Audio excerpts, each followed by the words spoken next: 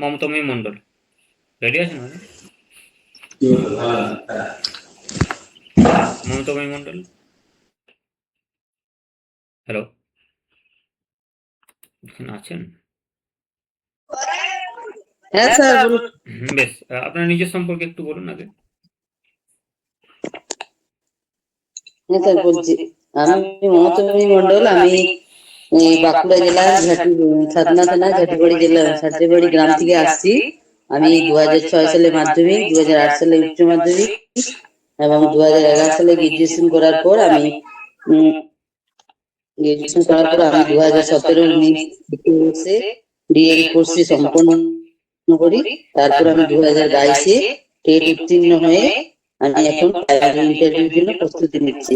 আচ্ছা, একজন প্রাথমিকের শিক্ষক বা শিক্ষিকা হওয়ার জন্য ডিএলএড ট্রেনিং এর প্রয়োজনীয়তা কেন কেন প্রয়োজন রয়েছে ট্রেনিং করার?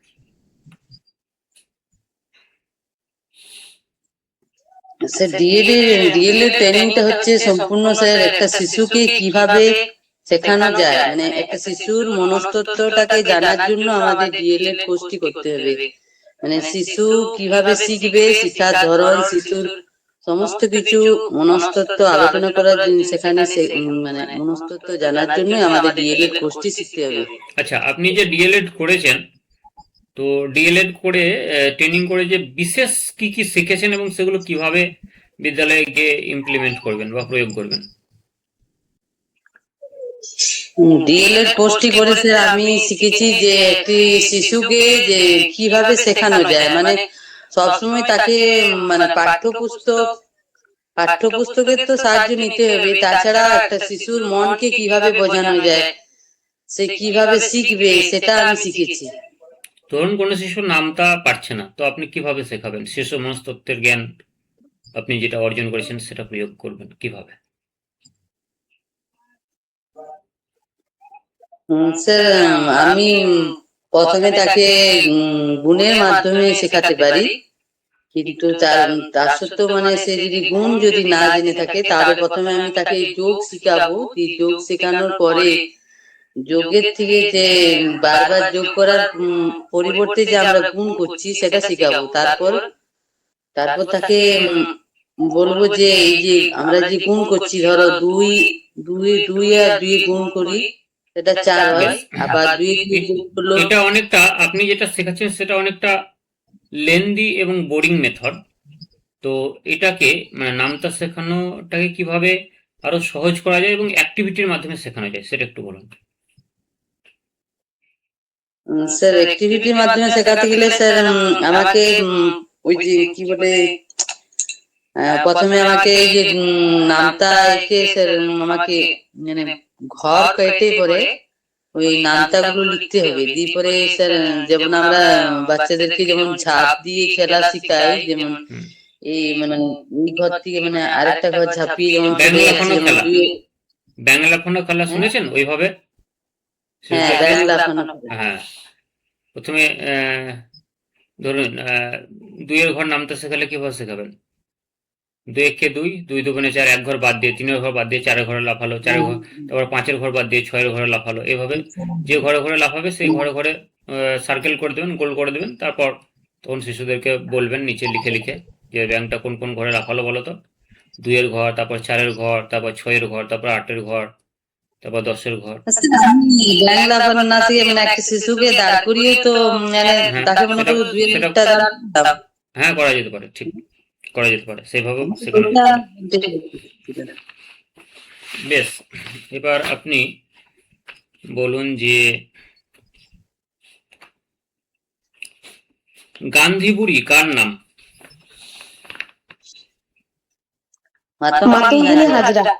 যাকে যিনি ইন্টারভিউ দিচ্ছেন উনি বলবেন।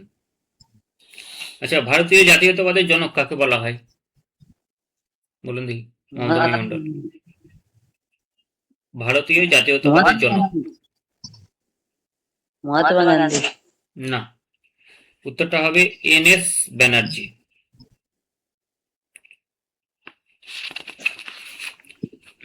বেশ, সার্ক এর নাম শুনেছেন? সার্ক হ্যাঁ স্যার। এর সদর দপ্তর কোথায় অবস্থিত? এই সদর দপ্তর ভিয়েনায়? না। আমাদের ও। ভারতবর্ষের প্রতিবেশী একটি দেশ নেপাল, সেই নেপালের রাজধানী কোথায়? কাঠমান্ডু। হ্যাঁ, তো সার্কের সদর দপ্তর অবস্থিত কাঠমান্ডুতে। আচ্ছা, অটল বিহারী বাজপেয়ী নাম শুনেছেন? হ্যাঁ স্যার। ওনার লেখা আত্মজীবনীর নাম কি? উনি নিজের জীবনে নিয়ে যে বইটি লিখেছিলেন সেই বইটির নাম কি? স্যার এই মুহূর্তে আমার মনে পড়ছে না। ওনার লেখা বইটির নাম হচ্ছে রাজনীতি কি উস পার। রাজনীতি কি উস পার। রাজনীতি কি? উস পার। সুনীল গাভাস্করের নাম শুনেছেন? হ্যাঁ। ওনার লেখা আত্মজীবনের নাম কি?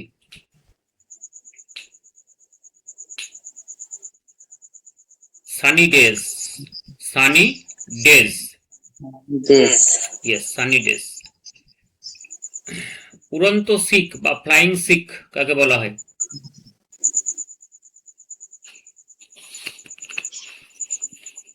মিলখা সিং এর নাম শুনেছেন?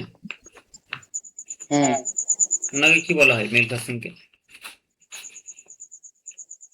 ফ্লাইং শিখ বা উড়ন্ত শিখ বলা হয়। ব্লিচিং পাউডার এর রাসায়নিক নাম কি? অথবা সংকেত বলুন, রাসায়নিক সংকেত ব্লিচিং পাউডার।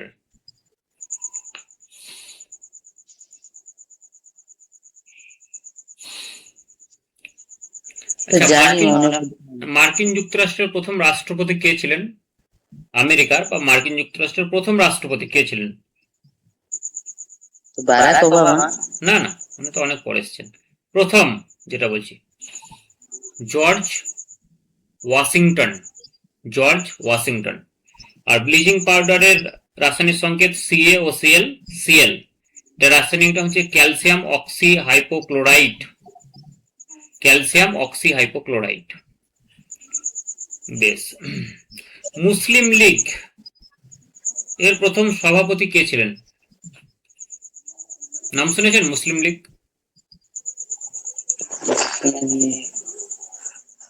না স্যার। বেশ, আপনি বলুন ভারতীয় সংবিধানের কতগুলি মৌলিক অধিকারের কথা রয়েছে? মৌলিক অধিকার 11টি। 11টি। মৌলিক কর্তব্য? স্যার মৌলিক অধিকার 6টি, মৌলিক কর্তব্য 11টি। হ্যাঁ, এবার বলুন অপারেশন ব্ল্যাকবোর্ড কি? Last question. Sir operation blackboard হচ্ছে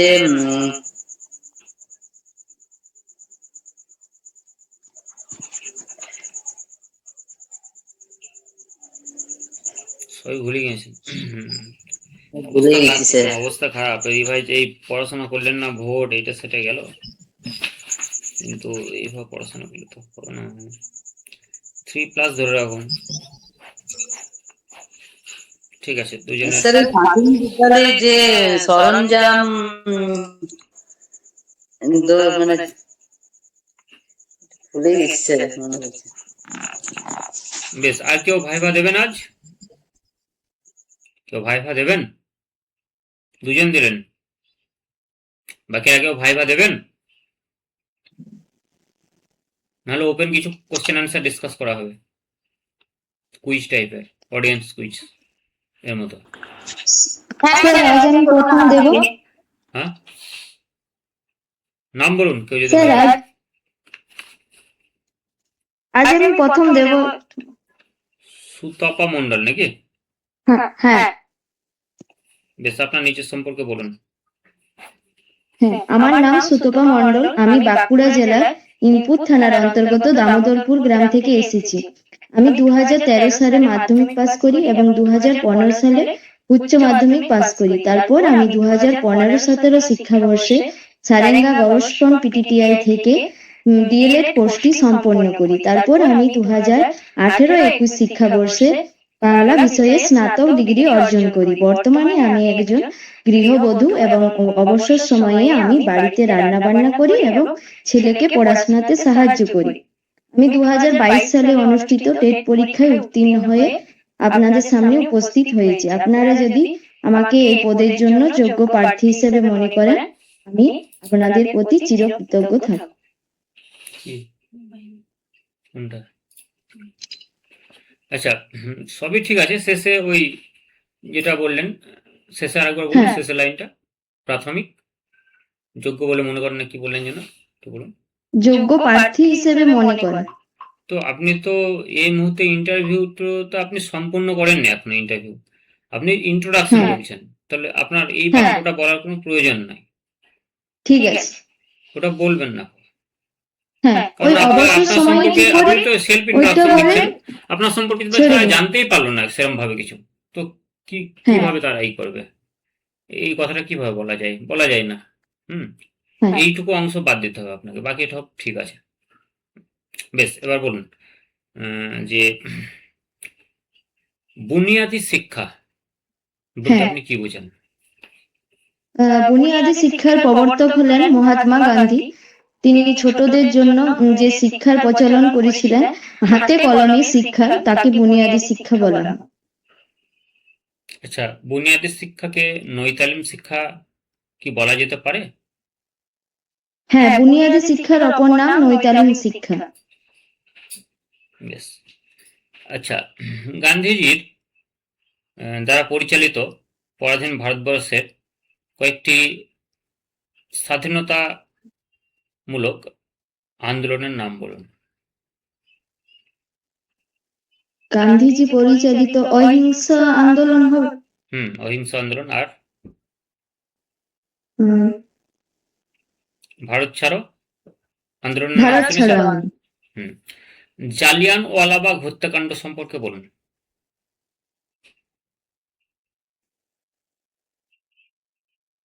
স্যার, এই মুহূর্তে আমার মনে পড়ছে না ঠিক। আচ্ছা, সাইকোলজি নাম শুনেছেন? সাইকোলজি শব্দটি শুনেছেন? ওয়ার্ডটি? হ্যাঁ। হ্যাঁ। সাইকোলজি শব্দটিকে ভেঙে ব্যাখ্যা করুন। সাইকোলজি কি, বা সাইকোলজি বলতে কি বোঝেন? সাইকোলজি শব্দটি একটি গ্রিক শব্দ থেকে এসেছে, যার বাংলা অর্থ হলো সাইকোলজি শব্দটিকে ভাঙলে কটি শব্দ পাওয়া যায়? একটা হচ্ছে সাইকে, একটা হচ্ছে দুটি। লোগস। একটা সাইকো আর একটা লজি।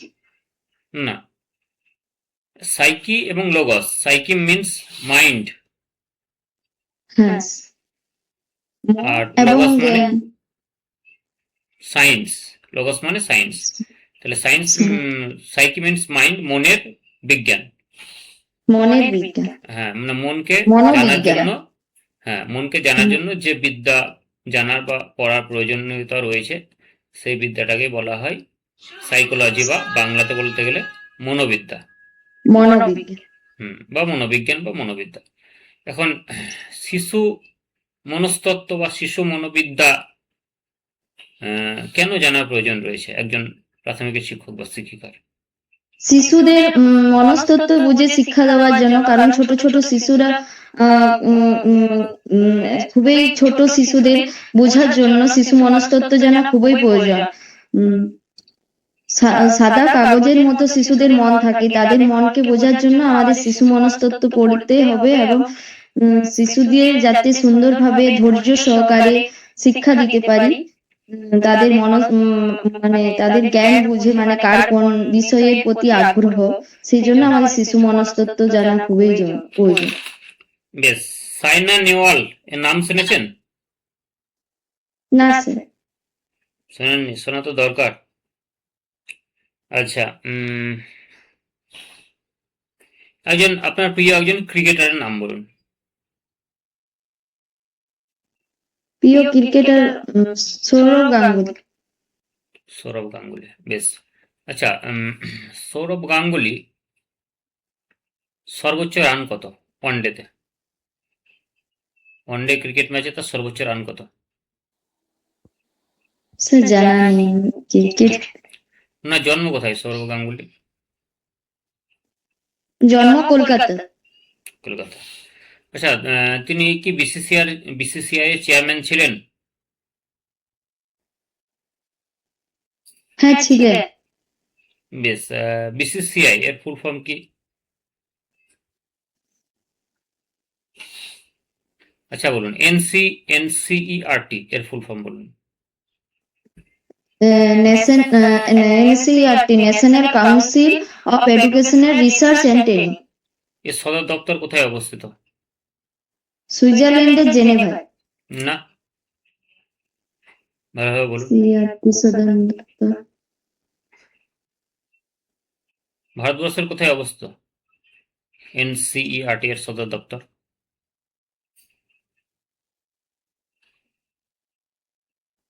স্যার এই মুহূর্তে মনে পড়ছে। নতুন দিল্লি, নিউ দিল্লি।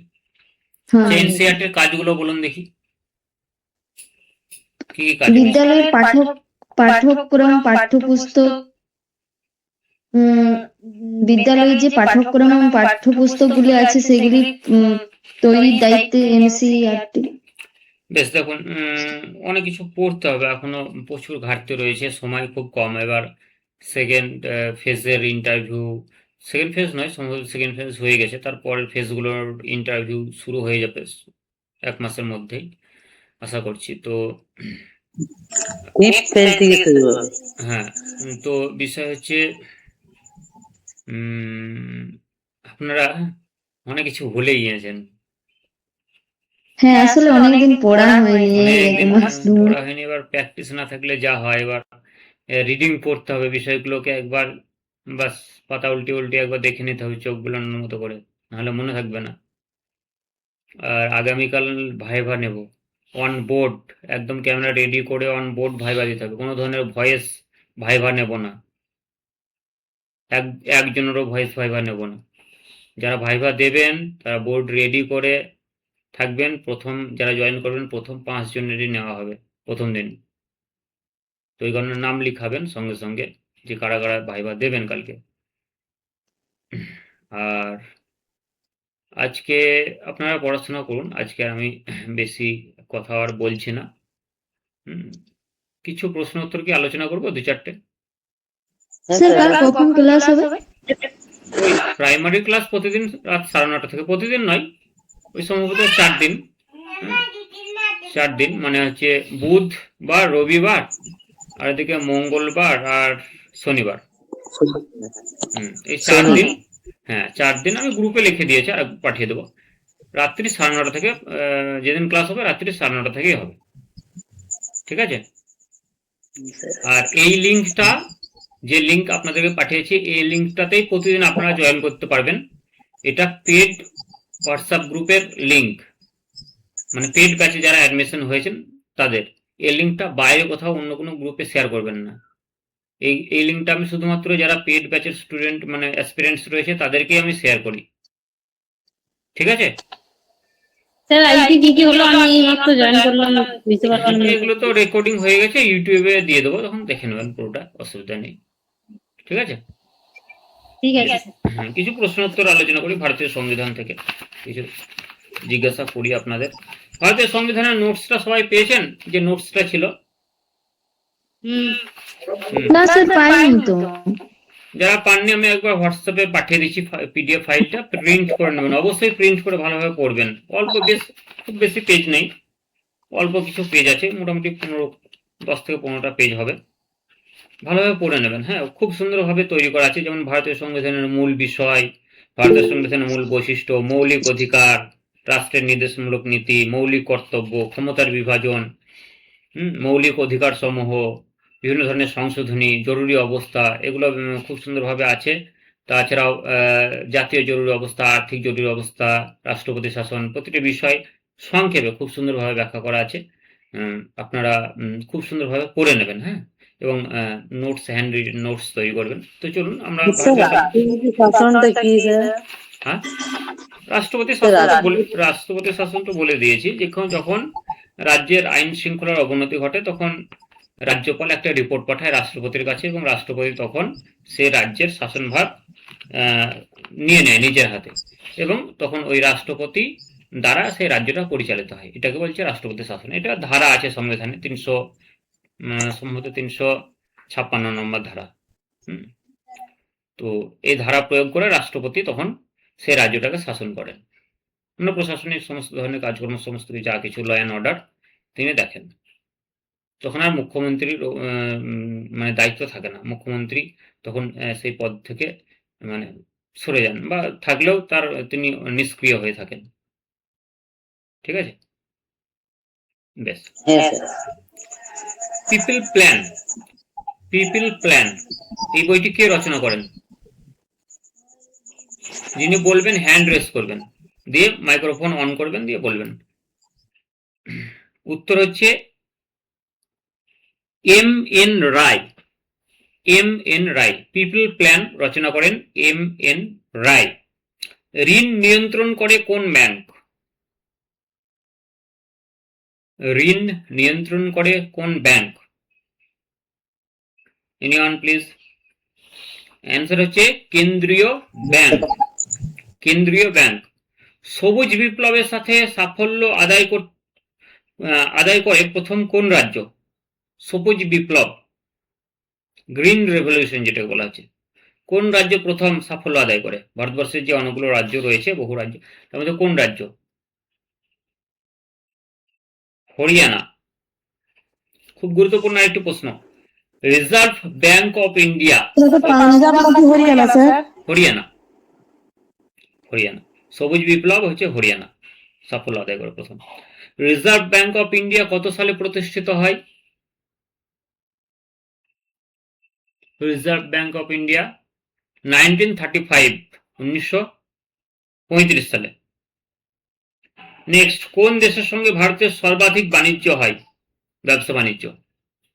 অনেকগুলো তো দেশ আছে পৃথিবীতে, তার মধ্যে কোন দেশের সঙ্গে বেশি ব্যবসা বাণিজ্য হয় ভারতের? খুবই গুরুত্বপূর্ণ একটি প্রশ্ন, বলুন দেখি একজন।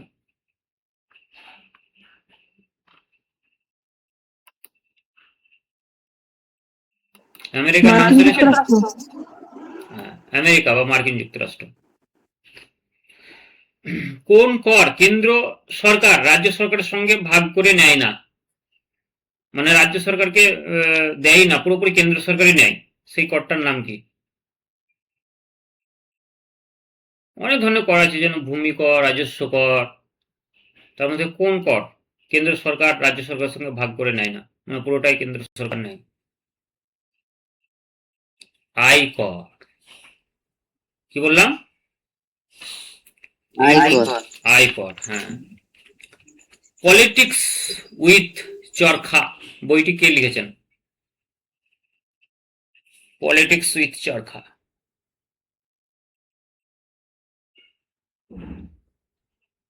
J B Kripalani. J B Kripalani. সেবির নাম শুনেছেন? এসিবিআই। কি বলুন নামটা? J B Kripalani. Politics with Charkha বইটি লেখেন জে বি কৃপালিনী।